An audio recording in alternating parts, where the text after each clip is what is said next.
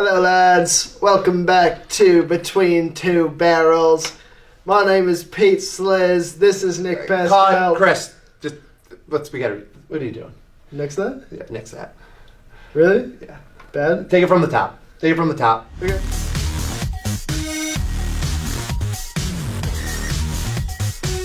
What's up folks?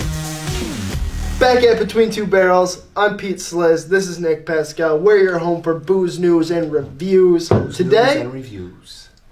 We're doing Scotch. Two different types of Scotch specifically. Two different types. What we're going to be doing today is reviewing the difference between a single malt Scotch and a blended Scotch.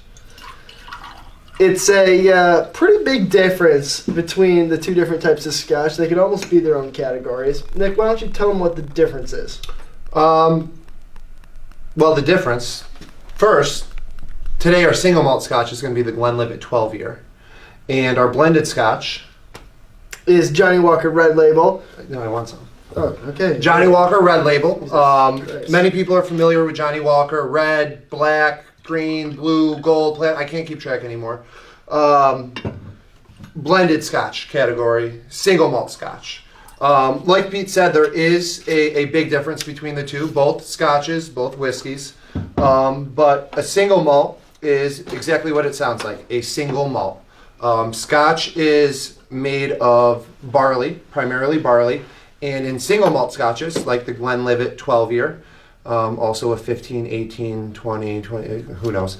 100% barley. 100% barley, and then further aged in a used oak barrel. So a used charred oak barrel from wherever they got it from. Usually they age in old bourbon barrels. Old bourbon barrels, old sherry barrels, wine barrels, who knows. Wherever they can get a barrel. Barrels are very expensive. Ice me. Ice you. Ice is a great thing. Some people don't like ice with their whiskeys, but especially with Scotches, they're not filtered. So if and when you do add ice, or water, which I would highly recommend, you can almost see the oils kind of separate from each other within your whiskey, which is kind of cool. And it's also beneficial to your whiskey because it helps open up and release some aromas. And if you're one of those guys that says you have to drink Scotch straight and can't add water or ice, stop being an asshole. If you want to add ice, you can. It is recommended. It does help open up, like I said, some aromas, and also open up some flavors that might be. But if you do enjoy it without ice, you're not an asshole. Just don't tell people how to drink that shit. try the whiskey, Pete. All right, Glenlivet 12. You might have had a whiskey before we sat down. I would never do that.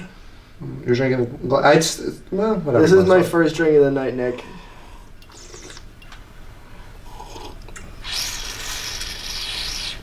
It's obnoxious.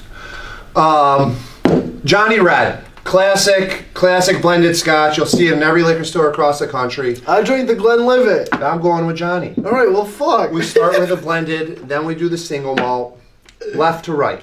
All right. Left to right. I'm sorry. Blended Scotch, Johnny Walker Red Label, which is their most accessible Scotch in their portfolio.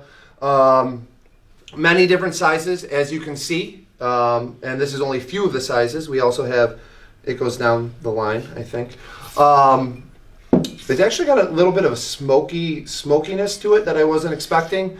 Definitely kind of an oily texture, mouthfeel to it. Scotch and all is something that's fun and interesting to experiment with, because all the Scotches, there's so many different Scotches and they're all so different from each other. One thing that's great about the Johnny Red is that being a blended Scotch is that you're not going to get that crazy, overly smoky, peaty sensation.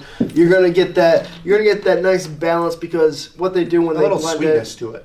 It does have a bit of sweetness to it. It's nice. But it's mostly smoky, you would say, wouldn't you? No.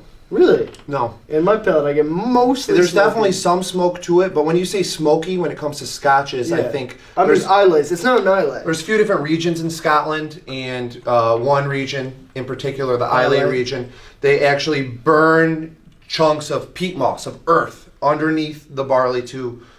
they burn the barley, and it the smoke dries. Excuse me. They burn the peat moss, and the smoke dries out the barley, which really instills, I mean, a super smoky, almost medicinal. It's a very much so acquired taste and flavor profile. It's just a tiny amount. You get a very hint of that in the red label here, but Sure. this is, I would not, relatively speaking, compared to other scotches, I wouldn't say this was a I mean, a but smoky compared scotch. to the Glenlivet, it's a smoky Scotch because you this did is a taste it. Highland. Yes. Okay. I'm sorry. Yeah. I jumped the gun. I tried the A Glenlivet. smoky scotch, which we're not tasting tonight, Lefroy, Lagavulin, Oban, those will all hit. Also, all available at Pascal Liquors, Pascal Liquor Square. Those will really, I mean, you can smell that smoke from across the room. Yeah, you take a sip, you blow your there. breath in someone's face, and it smells like you're blowing cigar smoke in their face. Johnny Walker Red, a little bit of sweetness, a hint of smoke, very approachable. If you're not a scotch drinker, this is probably a good scotch to start with. Scotch and water. How do people drink scotch? On the rocks or straight? On the rocks, straight. Manhattan, I don't know about Manhattans, no. Bourbon. And then Glenlivet, we can talk about Glenlivet a little bit. This is a 12-year, which means this has been aged in a barrel, for at least 12 years. There could be 15-year-old whiskey. There could be 16-year-old whiskey. The youngest whiskey in this bottle is at least 12 years old. Johnny Walker Red with no age statement probably falls around the 6 to 9 year range. Johnny Walker Black, which I'm sure some of you are familiar with, is an age statement of 12 years. So that could be blended, being blended scotch. Blended from many different scotches, but the youngest scotch in the Johnny Black would be 12 years old. Glenlivet, bouncing. Back to the single malts. You'll see this in many liquor stores across the state, the country, wherever, bars, restaurants, you name it. Very approachable single malt. Very approachable, and if you're getting into the Scotch game, I would recommend but starting with Glenlivet if you're going to explore the single malt category. it's got that sweetness. It's got that hint of smoke. You definitely get the essence of barley in there. Being 100% barley, that single malt that it is. Scots, you do barley well. These scotches, the difference between blended and single malts is you're going to find much more consistency with the blendeds year to year. Johnny Walker, they're going to fine tune their whiskeys to hit a certain flavor profile every time, and that's the beauty of a blended scotch is you can do that. So you have that same consistency. Which would you say that you enjoy more?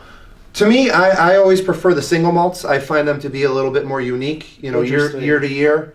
They're different. I'm more of a guy that likes consistency. I want to know what I'm buying when I'm buying it. That's why I go with Johnny Walker Red. Johnny Walker Red, to each their own. Both Johnny Walker Red, Glenlivet 12, Glenlivet 15, Glenlivet 18. You can find them at Pascal Liquors, Pascal Liquor Square. And of course, I don't want to forget to mention Drizzly. We deliver from our store to your door. Download the app, phone, website, wherever you get the internet, you name it.